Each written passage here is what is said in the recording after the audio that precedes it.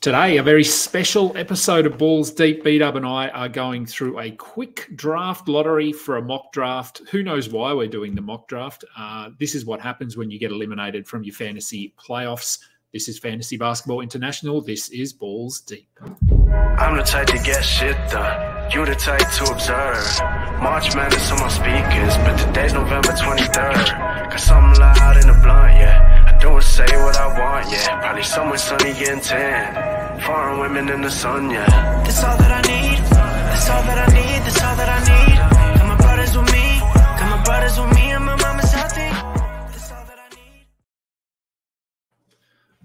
Welcome to the Balls Deep podcast, part of the Fantasy Basketball International Podcast Network. As I said, special episode, not a usual one that we record, but I've been eliminated from a few leagues. I'm frustrated. bdub is frustrated, especially after the last week that he's had. So we thought we'd set up a mock draft with myself and 13 other analysts, including bdub. Surprisingly, the uptake was very positive and very quick. I'll bring in bdub. bdub, thanks for jumping on. It's been a while, actually, since you've been on the show, so good to have you back. Yeah, several months over a long, hot summer here in Melbourne. 37 degrees Celsius today, right now, outside. Very hot. Yeah, I don't think we're quite that warm. It is warm. We were just out doing some shopping and stuff, so yeah, not quite as warm as you, but has been warm. We've managed to catch you in a nice little gap between putting kids to bed and probably lunch and all that sort of stuff. So appreciate the 10 minutes here. It won't take too long. We've set up a duck race. So this is how you normally run lotteries for a lot of the World Cup leagues and all sorts of other industry sort of mocks we've done and that sort of thing. So anyone who isn't familiar, basically there'll be 14 ducks on the screen. They'll be racing along. How long have you set it for? 7 minutes? 7 minutes and 9 seconds. I was thinking about 4 minutes and 20 seconds, but I went with this. All right. So 6 minutes and 69 seconds according to the screen. Yeah. There we go. 7 minutes and 9 seconds. So for anyone on Twitter, you would have seen I've tweeted out about this already. But in this league, joining myself and bdub, we've got Jake Skidmore, Kayla Fonte, Noah Rubin, NBA Fantasy Bible, NBA G Wiz, Raphael Johnson, Alex Raclean, Matt Smith, Kyle McEwen, Mike Barner, Dan Titus, and Zach Hanshu. Josh Lloyd did just tweet out, wondering where his invitation was. As I expected, I messaged him and said, would you like to join the league? And he said, absolutely not. So I was correct in not inviting him. So here we go. I'll let you hit the start button, bdub. All right, let's get this off to a start. They're going to quack away in the background while we chat about a few things. So ignore or enjoy the quacking as you feel. Yes. So we just thought we'd take this 7 minutes to quickly go over the World Cup. So the Locked On Fantasy Basketball FBI World Cup is drawing to a close. I've been eliminated for a while, so I haven't been paying too much attention. I know you were eliminated potentially last week. Is that right? It was a few weeks ago now, given we had to pause to do the third draft. But, yeah, no, I made it through to phase 2. I won my division. We had 48 divisions in the end. So I won my division. I think I got $100 from that W. And then making it through to the second round was 48 division winners. And we did a full redraft across 4 different leagues of 12. And by God, it was fierce competition and totally wild redrafting in the middle of the season.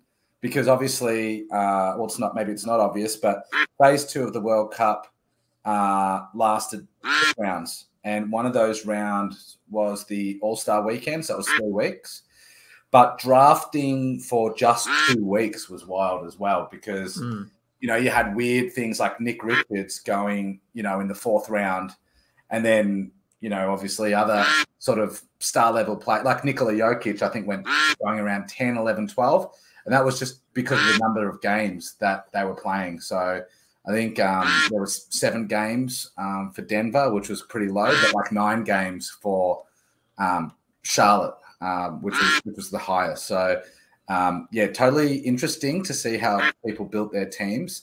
I try to be pretty tricky, sort of maximize games played, and then of course the players didn't necessarily play every single game during that stretch, so I sort of shot myself in the foot. My observation there was the sort of the people that were drafting and were just taking the quality players and not necessarily minding the games played too much tended to do better than the others. But I remember like scrolling through the scoreboards across the 4 divisions, and it was like 5-4 in every matchup. So super tight, super close. And yeah, my particular matchup just came down to, you know, a block and a steal, something like that. So really, really tight. But no, I lost. I lost in the first matchup of phase 2. But now that phase 2's ended, what actually happened was you had 12 teams in 4 divisions. And after the first week, 12 became 6. And then after the All-Star weekend, 6 became 3. So that left us with 3 times 4 divisions, was 12 players.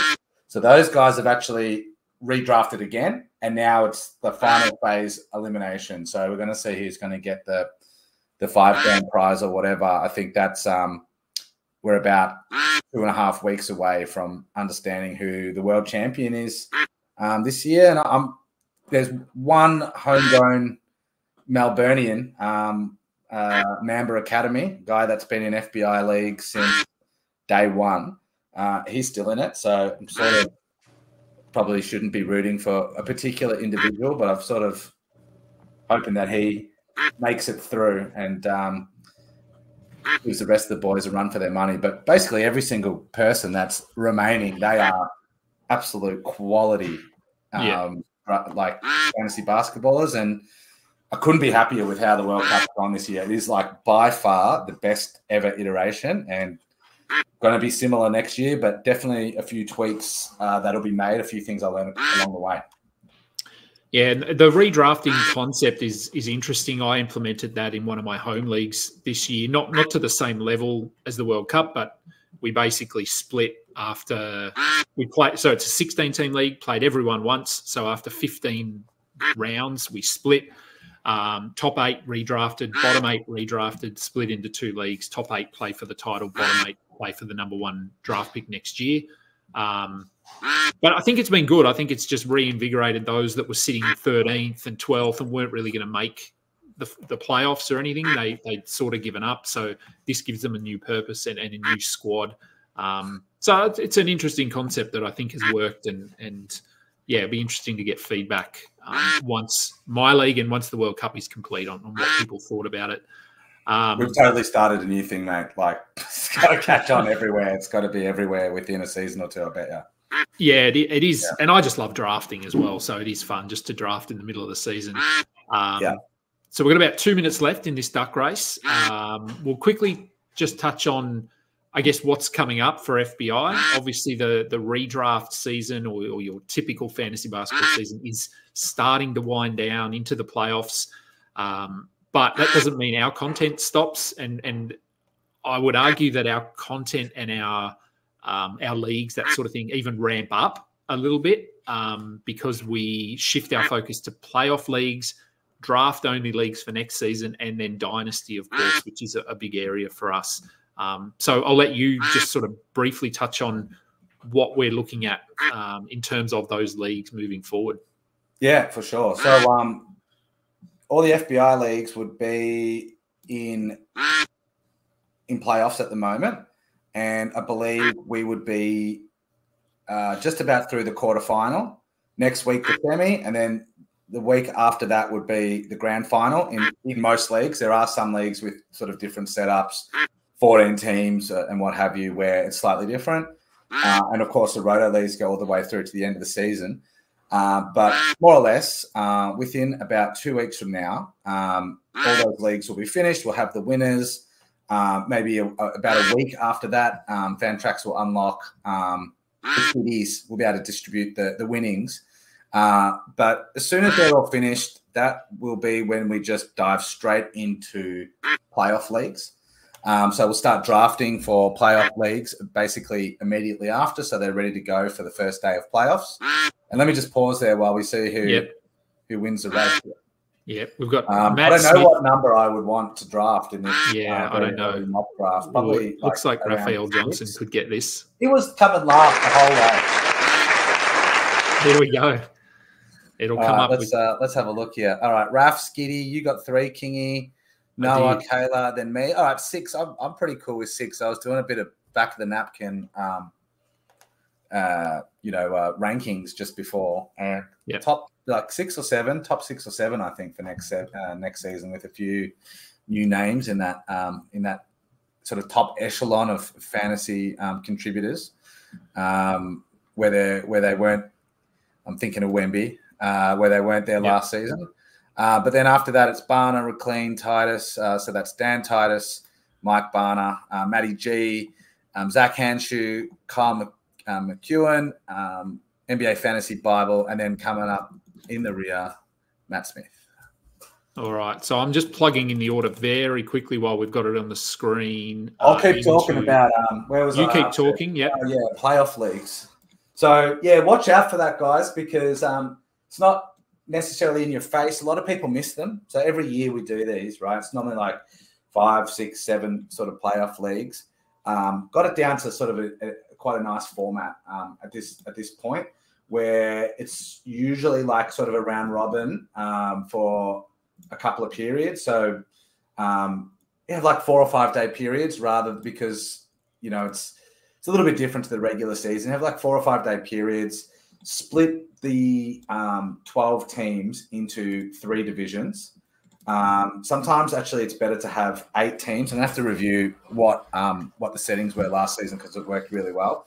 But it's less teams because there's less teams like real life NBA teams qualifying for playoffs.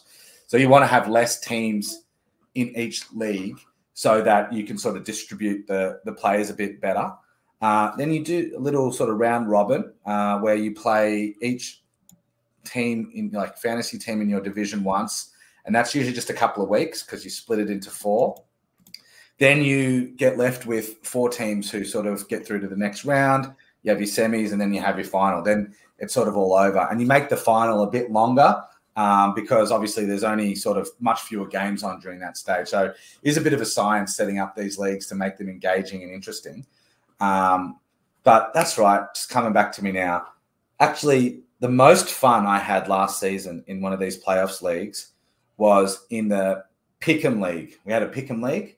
You had 2, but one of them you could choose any player for any day, and it turned out like most people would have. You choose 5 players to start. Most people would have like the same 4 players, and it might be one different, for each team. And a lot of teams have the same. So everyone sort of was stepping up the same. But the one that was super fun was you could only pick a player once for the whole playoffs. Yeah. And there were so many cool decisions to make, like, be like, 2 NBA teams would be like 2 all in a playoff series. And then you're deciding which player you're going to start for the day based on, if you think the team's going to progress to the next round, you don't want to pick players from that team. Because then you've used them, you can't use them in the future. So you want to use as many players from the teams that are going to get eliminated. That's the one I would recommend everyone jump into. And the beauty of that is like you can have as many players in the league as you want, right? Because everyone's got the whole NBA to choose from. You're not really sharing a player pool, if that makes sense. So the prize pool is quite big, and we can have like couple of 100 players in there. So watch out for that one. I know I haven't been really crystal clear about these settings, but maybe we can come back and talk about it a bit more in a couple of weeks when we're setting them up and rolling them out. Yep. And then just to sort of wrap up what we were saying about what's happening in the off season, there's a couple more things. So it's playoff leagues. The other one is obviously Dynasty. Really, Dynasty season kicks in and around the time of the NBA draft. Most of the leagues are doing their Dynasty drafts after the NBA draft, so sort of where all the prospects have landed. That's not really happening until sort of June. So there's a bit of a like a dead spot. But I like to use that time to sort of just get my head around who all the prospects are and that kind of thing. But it's also a good time if you want to join a dynasty league. Every year, I mean, we've got like 50, 60 dynasty leagues there. So every year, for whatever reason, 1 or 2 teams might drop out of a league. Usually they've paid 1 year in advance. So there's often teams that you can come and claim, and next season is already prepaid. So you get 1 season free if you sort of take on someone else's team if they leave. So we never have any problem filling those up, pretty popular. So I guess what I'm saying there is keep your eye out for that. If you want to join a dynasty league, there will be an opportunity to join high-quality dynasty leagues through that period, basically through the NBA playoffs, or maybe just after they finish, all the way through till around the NBA draft. And then finally, last thing is that we start up our draft-only league. So obviously we've just done the duck race for one of those draft-only leagues. Did you get all those names in, by the way, Kingy? Yeah, I'm just checking them now. I think I did. So I've got Kayla. Hang on, let me just double check. Yeah, so I've got up to 6th. I'm right. I've got you at 6. All right, then it's Barner, Reclean, Titus. I'll leave it up on the screen. You can look it up. I'll just talk about these draft-only leagues. This is obviously the first one we're setting up way too early, just for analysts. Yeah. But as soon as basically the playoffs finish, we'll start running draft-only leagues, $5 buy-ins, roto points, but mostly head-to-head 9-cat. And they'll just be running consistently all the way through the off-season. Last off-season, I think we got up to like 90 leagues. So that's going to be fun for me to go through and see who all the winners are and distribute all the winnings. I think I'm going to have to take a day off work to do that. But yeah, that's sort of what's in the pipeline. I actually have come to really love this time of year, and this sort of the quirky playoff leagues, the way too early mock drafts, and then of course all things dynasty. It's just really that during this period the server's going to get active, and it's going to be all the fantasy basketball diehards. And every year there's like a new set of people that come through and just add on to the group that's already sort of fanging for this time of year. So it's great. Yeah, and we do already have about 3,500 in that Discord server, I think, something like that. And as you said, it's a time of growth for us, or at least a time where we don't slow down. We continue bringing out content, leagues, that sort of thing. So yeah, always a fun time just to get us through until next season starts. I think I've got all those picks in there now, so cool. I think we're good. So the draft for this league will start at 6 a.m. Australian time tomorrow, which is 2 p.m. Eastern in the States. 5-hour picks. So we're probably looking at a couple of weeks, I would think. People obviously aren't going to just be 100% committed to this, so they'll make their picks when they have a chance. I'll be tweeting out like a rolling tweet thread kind of thing, tweeting out all the picks. We'll see if Raf goes with Wemby at number 1. I've got number 3, so I'm going to get Wemby, Shea, or Jokic, I would assume, which I'm super happy with. They've got 3. And I'm going to get one of those 3 guys, or Embiid, or Halliburton, or number 6. I had it like a top 7 when I sort of briefly had a look at it before. Yeah. Oh, I've got my queue here, so let's have a look.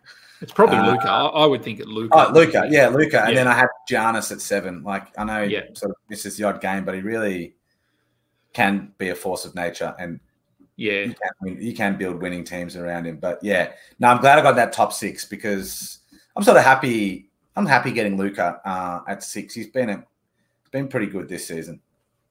Yeah, I think so. It's going to be interesting to see where someone like Chet goes.